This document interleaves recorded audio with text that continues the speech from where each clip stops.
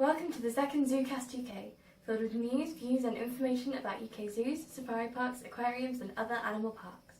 We'll be looking at all aspects of UK zoos, the animals they care for on site and those they conserve in the wild, how they got started and their hopes for the future.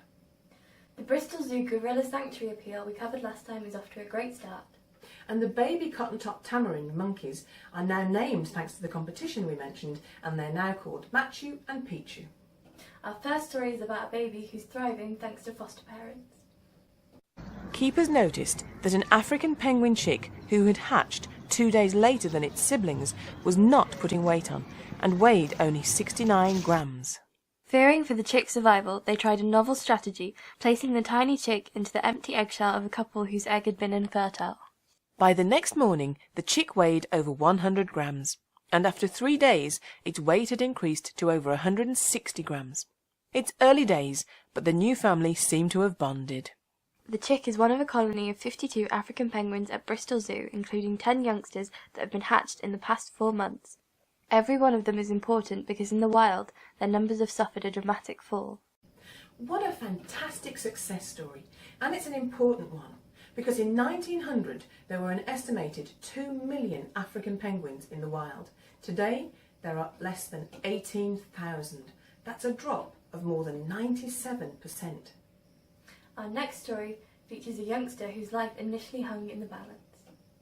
8 months ago, little Pichiku was born, but sadly his mother, Bella, died, forcing keepers to hand-rear him. This involved weeks of round-the-clock care, with keepers taking it in turns to take Pichiku home to feed him every couple of hours. All the hard work and sleepless nights paid off, and now little Pichiku is happily exploring the outdoor enclosure which he shares with his dad, Junin. Bristol Zoo is believed to be only the second zoo in the country to have successfully hand-raised a red titi monkey. Pichiku means little monkey in Peru, one of the countries that red titi monkeys are found. Moving on now to some animals from the tropical rainforests of Southeast Asia who enjoyed an unusual breakfast at Drusillas Park.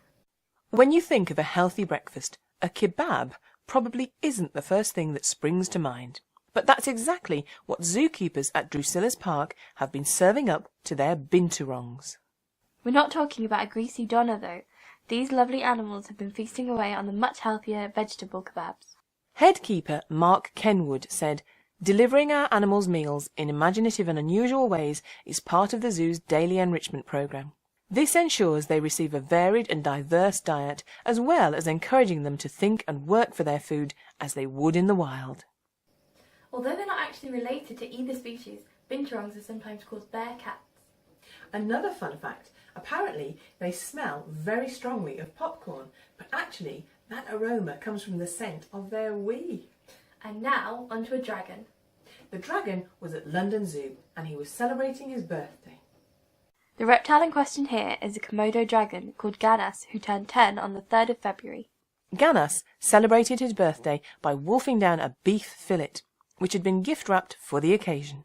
Komodo dragons have adapted to go months without food in the wild, and in an effort to replicate their eating habits, keepers only feed them around twice a month. Komodo dragons use their tongues to smell instead of their noses, and they can sniff out a potential meal from up to 6 miles away. Aw, happy birthday, Ganas. Yes, but I imagine being a dragon he had trouble blowing out his birthday candles. You know, all that fire breathing. Well, zoos aren't all about animals. Yes, they are. No, they're not. The Oxford English Dictionary defines zoo as... Paignton Zoo's latest breeding success is neither cute nor cuddly. In fact, it's famous for being very, very smelly. The zoo's horticulturalists have successfully harvested seeds from one of the most amazing plants in the world, the giant, pungent, tropical Titan arum. The zoo is thought to be the first UK zoo ever to harvest Titan seeds, and they're sharing the precious seeds with other zoos and botanical collections. In 2012, Paignton Zoo was the first zoological collection in the UK to get a Titan arum to bloom. The Gardens team succeeded again in 2015, but 2017 was their best year ever for these smelly giants, with 2 Titans blooming. The plant is from the rainforests of Sumatra and is classed as vulnerable on the IUCN Red List of Threatened Plants. Those Titan arum flowers can be up to 3 metres high and 3 metres in circumference and smell of rotting meat. Maybe not a houseplant then. We move on now to a great character that Marwell Zoo had to say goodbye to. Ralph the Humboldt penguin became an international superstar thanks to a wetsuit he wore to protect him from the elements when he molted much quicker than the other penguins, leaving him with sensitive bald patches. Initially, keepers designed a suit from the leg of an adult wetsuit. However, in 2013, Californian surf brand O'Neill designed Ralph his very own custom wetsuit in a sponsorship deal normally reserved for surf and snowboarding stars. He was born in Germany on New Year's Day 1999, but spent most of his life at Marwell Zoo, where he loved hogging the spotlight with his mischievous antics. Ralph and his partner Coral raised several chicks at Marwell, including Calipo, who remains in the colony. Ah, sad that he's gone, but it sounds like he had a wonderful life. We finish with some film news now. At Bristol Zoo you can share Valentine's Day evening with the one you love watching romantic classics Dirty Dancing and Romeo and Juliet. And at West Midlands Safari Park you can join in the fun of new animated film Early Man, taking part in an interactive trail based on the film and get up close to some of the wonderful creatures from the film and a unique display of some of the models in the park's Early Man's Secret Cave. In between Zoocasts you can keep up with all the news, views and information via our website and our social media channels. But the best way to make sure you don't miss out is to subscribe. See you next time!